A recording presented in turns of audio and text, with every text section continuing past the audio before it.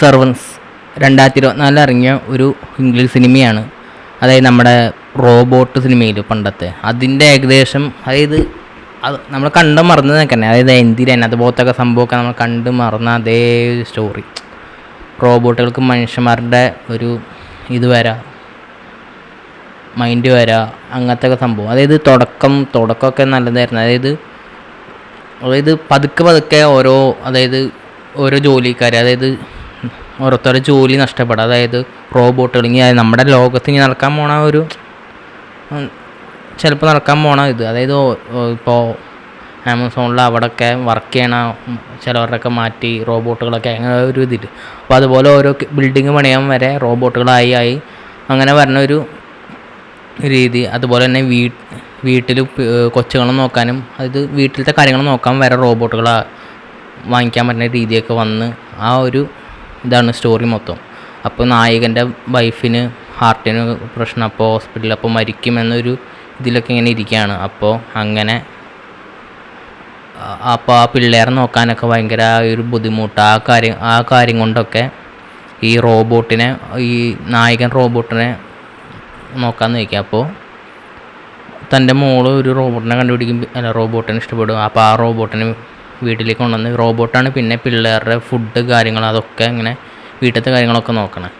അപ്പോൾ അങ്ങനെ ആ റോബോട്ടിന് പിന്നെ മൈൻഡ് അതായത് ഫീലിങ്സ് വരാൻ തുടങ്ങും, വിഷമം, സങ്കടം, അങ്ങനത്തെ സംഭവങ്ങളൊക്കെ. അപ്പോൾ ഈ റോബോട്ടിന് ഈ ഫാമിലി വേണമെന്നൊരു ഇത്, അതായത് ഭർത്താവും അതുപോലെ തന്നെ ഈ പിള്ളേരൊക്കെ വേണമെന്നൊരു ഇത്.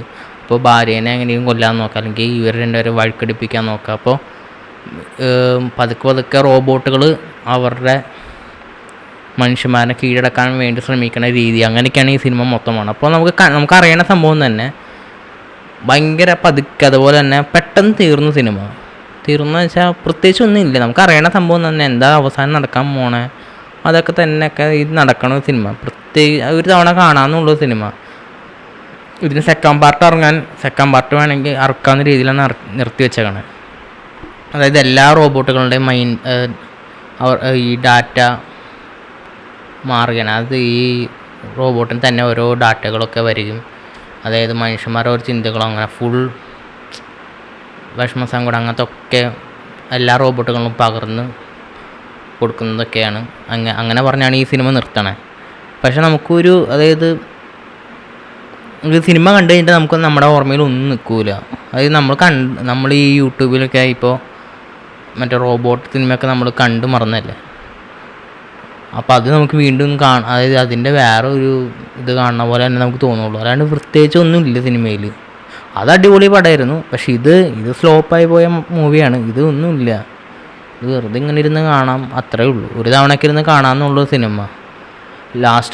ലാസ്റ്റിലേക്കൊക്കെ വരുമ്പോൾ ഉള്ള ഒരു ഇതൊക്കെ നമുക്ക് സിനിമയില്ല, ഇങ്ങനെ കണ്ടിരിക്കുക, അത്രേ ഉള്ളൂ. അല്ലാണ്ട് ഒരു ഇൻട്രസ്റ്റ് ആയിട്ട് ഇരുന്ന് കാണാനാ അല്ലെങ്കിൽ നമ്മൾ അടിച്ച് കളയില്ല നമുക്ക്. പിന്നല്ല, ഇതിൻ്റെ കുഴപ്പം എന്താണെന്ന് വെച്ചാൽ ഈ റോബോട്ട് മൈൻഡ് മാറുന്ന രീതി അതൊക്കെ നമുക്ക് അത്രയും ഒരു ഇത് തോന്നിക്കില്ല. അതായത് എന്തുകൊണ്ടാണ് മാറണത്, അതായത് അങ്ങനെ ഒരു പ്രത്യേകിച്ച് ഒരു കാരണമൊന്നുമില്ല. നമ്മളെ കണ്ടുകൊണ്ട് നിൽക്കുമ്പോൾ റോബോട്ട് മാറിക്കൊണ്ട് നിൽക്കണം, ആ ഒരു ഇത് അതുകൊണ്ട് നമുക്ക് തോന്നിക്കില്ല. എന്തിനോ വേണ്ടി എടുത്തു വെച്ച ഒരു പടം പോലെ തോന്നുന്നു ഇടയ്ക്ക് ചില സമയത്ത്. അതായത് ഈ സിനിമയുടെ ആവശ്യം ഉണ്ടായില്ല എന്ന് തോന്നി. പിന്നെ ആ റോബോട്ട് അഭിനയിച്ച നായിക അതായ കാരണം തോന്നണേ സിനിമ മിക്കവരും അറിഞ്ഞിട്ടുണ്ടാവുക. അല്ലെങ്കിൽ സിനിമ അറിയേയില്ലായിരുന്നു, എനിക്ക് ഉറപ്പായിരുന്നു. കാരണം പ്രത്യേകിച്ചൊന്നും ഇല്ല സിനിമയിൽ.